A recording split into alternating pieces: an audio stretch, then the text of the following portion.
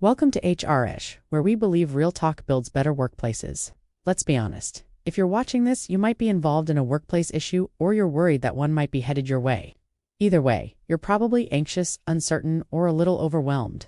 Today, we're going to walk through what really happens during an HR investigation, step by step, so you can feel informed, prepared, and steady. We're not here to scare you, we're here to equip you. First things first, every company has its own process. So while we're sharing the general framework, know that your exact experience may look a little different. Some are more formal than others. Some are guided by union contracts. Some involve outside investigators. Let's start with some quick definitions.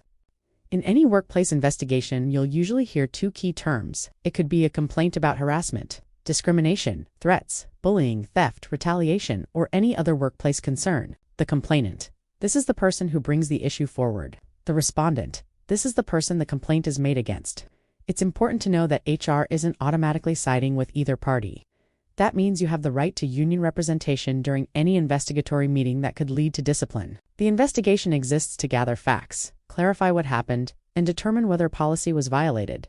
Now, if you're in a unionized workplace, you have additional protections under something called Weingarten Rights.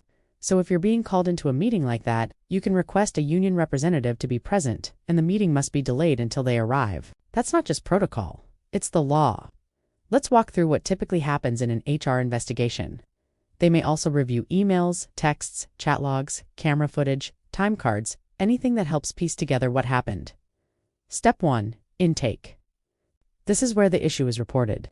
It could be through a formal complaint, a manager, or someone going directly to HR. HR will assess credibility, consistency, and whether the facts point to a policy violation. Step 2. Planning. If no violation is found, the case may be closed with no further action or recommendations for how to move forward constructively. HR will identify what policies might apply and develop a plan for who to speak with and what to review. Step 3. Interviews and evidence. This step takes the most time. HR will interview the complainant, the respondent, and any relevant witnesses. Step 4. Analysis. HR looks at everything they've gathered and compares it to policy and past practice. Step 5. Outcome and action. If a violation occurred, the company decides on the appropriate action, which could range from a warning or training to termination. But here's what you should know. HR can take protective measures. Now let's talk about a big question people always have. Is this confidential? The answer, yes, to a point. You're being given a chance to respond, clarify, and share your side.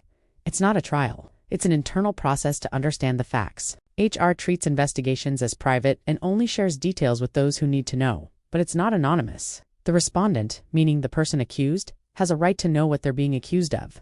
And in most cases, who made the allegation. That can be uncomfortable, and it's one reason some employees hesitate to come forward. If you're the complainant and you're worried about retaliation or emotional safety, HR may remove you from the respondent's supervision, adjust schedules, or work locations temporarily. Issue a no-contact directive, clearly outline that retaliation is a violation of policy. And grounds for discipline if you're the respondent. HR is not assuming you're guilty. And no matter which side you're on, here are some important tips. 1. Be honest. HR may not share everything, but they can usually tell you if the investigation is still active. Even if the situation is messy or emotions are high, tell the truth. HR can only work with what they know. We'd love to hear your perspective in the comments. 2. Stick to facts. What was said? When, where, who saw it? Feelings matter, but facts drive the investigation. And not every investigation feels fair, but a well-run process should feel respectful, thorough, and grounded in policy. 3. Bring documentation.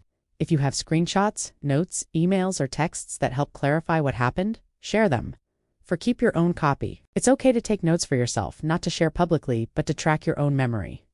5. Be respectful. It's easy to feel defensive, but your tone matters.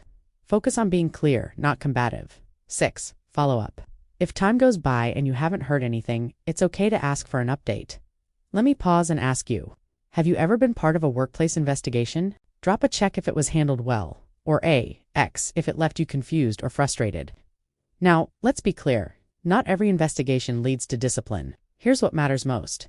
Workplace investigations exist to make things better, not worse. They're designed to uncover patterns, protect people, and keep accountability at the center.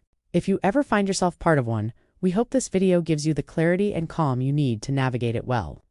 Subscribe for more honest HR content like this and check out our full playlist of employee resources.